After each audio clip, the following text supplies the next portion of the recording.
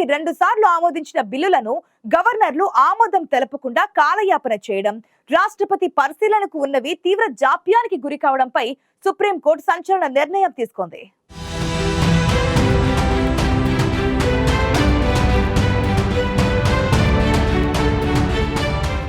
శాసనసభలో ఆమోదించిన బిల్లుల విషయంలో గతంలో ఎన్నడూ లేనటువంటి నిర్ణయం తీసుకుంది సుప్రీంకోర్టు. శాసనసభలో ఆమోదించిన బిల్లులపై 3 నెలల్లోగా నిర్ణయం తీసుకోవాలని గవర్నర్లు, రాష్ట్రపతికి సుప్రీం గడువు విధించింది.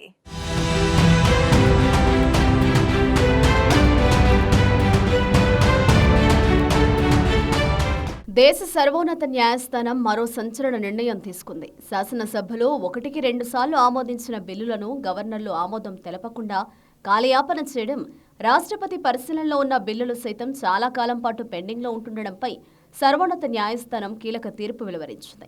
శాసనసభలో ఆమోదించిన బిల్లులపై ఏ నిర్ణయం తీసుకోకుండా జాప్యం చేసే అంశంపై గతంలో ఎన్నడూ లేని విధంగా గవర్నర్తో పాటు రాష్ట్రపతికి సర్వోన్నత న్యాయస్థానం గడువు విధించింది.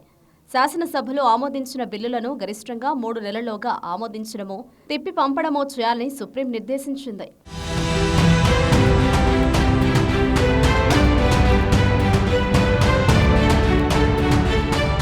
శాసనసభ ఆమోదించిన బిల్లులను రాష్ట్ర ప్రభుత్వానికి వెనక్కి పంపిస్తున్నట్లయితే అందుకు కారణాలను జతచేయాలని సుప్రీం తీర్పులో పేర్కొంది.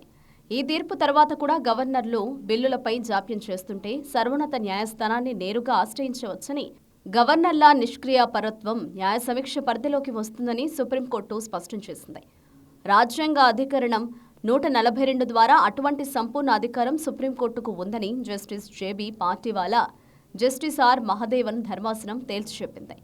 తమిళనాడు శాసనసభ ఆమోదించిన 10 బిల్లులను ఆ రాష్ట్ర గవర్నర్ ఆర్ఎన్ రవి ఆమోదించకుండా తన వద్దే ఉంచుకోవడం సరికాదని ఈ నెల 8న సుప్రీంకోర్టు స్పష్టం చేసింది. పెండింగ్ బిల్లుల విషయంలో సుప్రీంకోర్టు సంచలన తీర్పు వెలువరించడంతో తమిళనాడు ప్రభుత్వం కీలక నిర్ణయం తీసుకుంది. రాజ్యాంగ చరిత్రలో తొలిసారి రాష్ట్రపతి, గవర్నర్ ఆమోదం లేకుండానే రాష్ట్ర ప్రభుత్వం 10 చట్టాలను నోటిఫై చేసింది.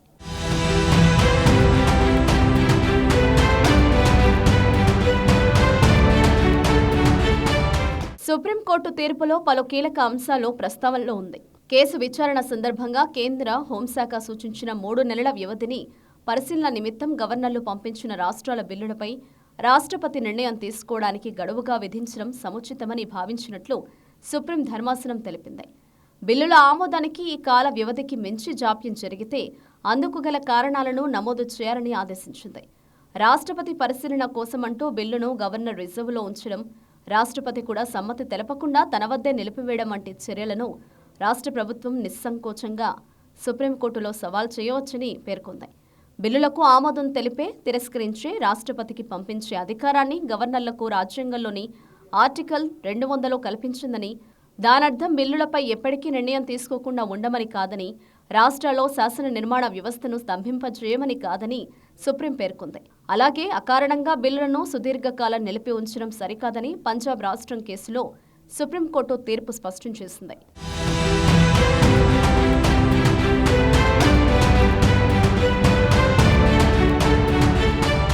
మంత్రి మండలి సిఫార్సులను ఆమోదించడం రాష్ట్ర గవర్నర్ విధి.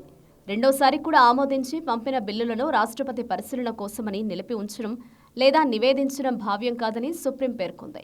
ప్రస్తుతం నిర్దేశించిన కాల వ్యవధిలోగా బిల్లులపై ఎటువంటి నిర్ణయం తీసుకుని గవర్నర్ల నిష్క్రియాపరత్వంపైన న్యాయ సమీక్ష అధికారం కోర్టులకు ఉంటుందని సుప్రీం తెలిపింది. మంత్రి మండలి సిఫార్సుకు భిన్నంగా బిల్లుకు గవర్నర్ సమ్మతిని నిలిపివేస్తే ఆ బిల్లును 3 నెలల్లోగా తిప్పి పంపించాలి. అందుకు కారణాన్ని తెలపాలని సుప్రీం పేర్కొంది.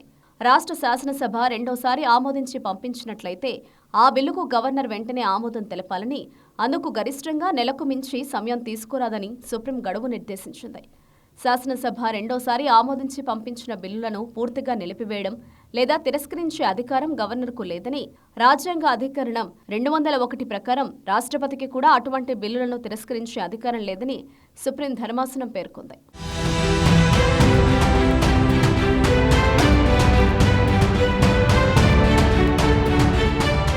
పార్లమెంటరీ ప్రజాస్వామ్య సంప్రదాయాల పరిరక్షణ కోసమే రాష్ట్ర ప్రభుత్వాల బిల్లుల ఆమోదానికి నిర్ణీత కాల వ్యవధిని నిర్ణయించామని సుప్రీంకోర్టు ధర్మాసనం ప్రత్యేకంగా పేర్కొంది.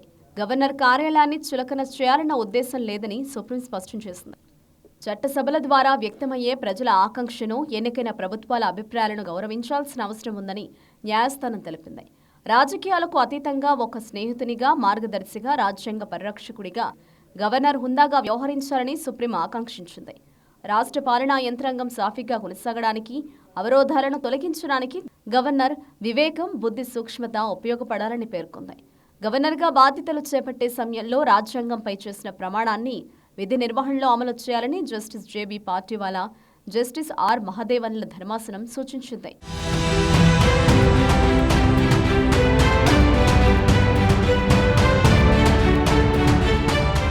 రాజకీయాలకు అతీతంగా ఒక స్నేహితునిగా, మార్గదర్శిక, రాజ్యాంగ పరిరక్షకుడిగా గవర్నర్ హుందాగా వ్యవహరించాలని సుప్రీంకోర్టు ఆకాంక్షించింది. గవర్నర్ కార్యాలయాన్ని చులకన చేయాలన్న ఉద్దేశం లేదని సుప్రీంకోర్టు స్పష్టం చేసింది.